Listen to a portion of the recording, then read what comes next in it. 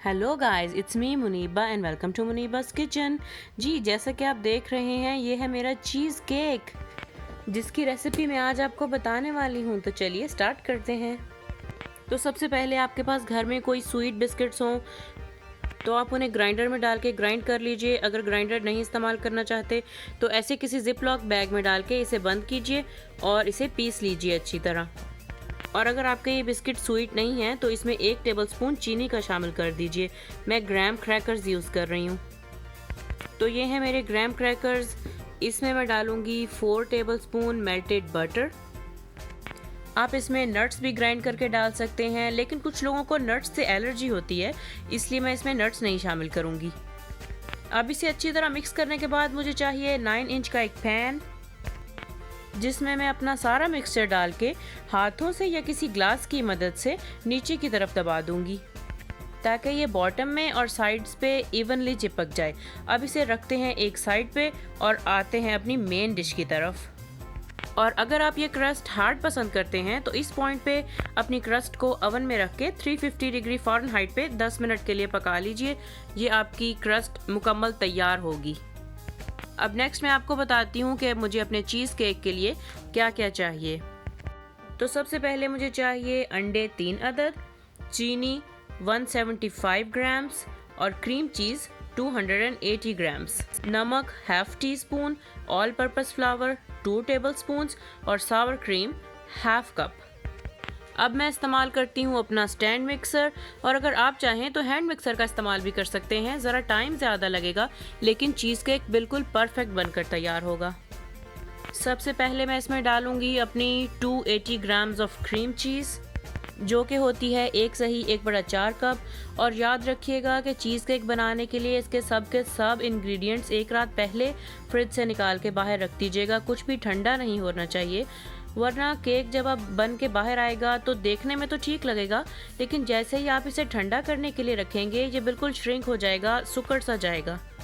अब इसमें ऐड की मैंने शुगर, और इस शुगर और क्रीम चीज़ को इतना मिक्स कीजिए कि एक स्मूथ मिक्सचर बन जाए।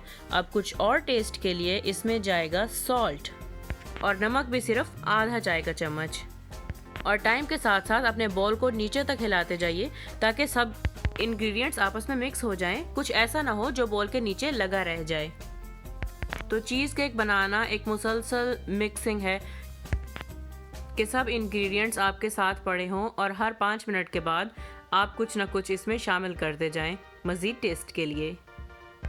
देखने में मैसी लगेगा, कभी ये इंग्रेडिएंट्स हाथ से चिपक जाएंगे, कभी स्पैचुला से चिपक जाएंगे, लेकिन ट्रस्ट मी, जब ये चीज़ केक बनकर तैयार होगा तो सब घर वाले सिर्फ आपकी तारीफ ही करेंगे।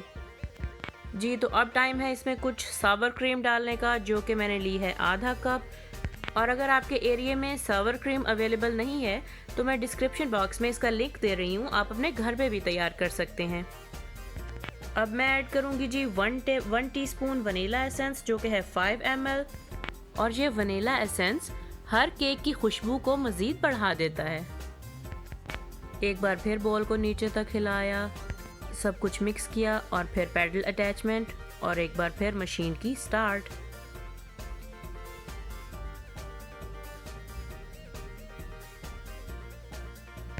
इस पॉइंट पे आपको लगेगा कि सब वेट इंग्रेडिएंट्स हैं, तो कुछ ठहराव के लिए मैं इसमें डालूंगी 2 टेबलस्पून ऑल पर्पस फ्लावर के।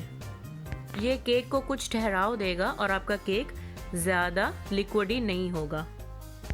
अब टाइम है इसमें अंडे शामिल करने का, और ये ऐड कर दिए मैंने 3 अंडे, जो कि हैं रूम टेम्परेचर पे। लेकिन आपने ऐसे बिल्कुल नहीं करना, आपने एक अंडा डालना है इसमें और फिर 2 मिनट के लिए हिलाना है, फिर दूसरा अंडा और फिर 2 मिनट के लिए हिलाना है। मैं ये सब काम बहुत जल्दी कर रही हूँ क्योंकि मेरे घर पे तो भाई पार्टी है और मुझे उसके लिए बहुत तैयारी करनी है। जी, तो सब इंग्रेडिएंट्स अच्छी तरह मिक्स हो चुके हैं। अब मैं लाती हूँ अपनी ग्राम क्रैकर क्रस्ट को, जो कि सारा लिक्विड अच्छी तरह अब इसमें जाएगा। किसी हाथ से या चम्मच की मदद से ये सारा मिक्सचर इस पैन में डाल लीजिए, क्योंकि मैं कुछ भी वेस्ट नहीं करना चाहती। ये बहुत ही टेस्टी है। इस पॉइंट पे आप इसे टेस्ट करके देखिएगा, लेकिन खाइएगा बिल्कुल नहीं, इसमें अंडे ज़रा कच्चे हैं। अब टाइम है जी इसके ओवन में जाने का, और आप इसे ऐसे ओवन में नहीं रखिएगा, पहले कोई ट्रे इसके नीचे रख के उसके ऊपर इसको रखिएगा पैन को, ताकि आप हिफाजत से रख सकें और निकाल सकें। पहले मैं इसे 350 डिग्री फ़ारेनहाइट पे रखूँगी 20 मिनट्स के लिए, और फिर टेम्परेचर कम करके 300 फ़ारेनहाइट कर दूँगी नेक्स्ट 40 मिनट्स के लिए।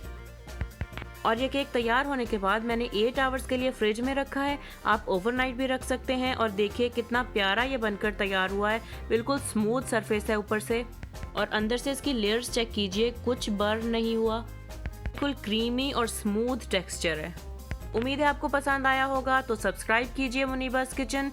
Until then, bye bye.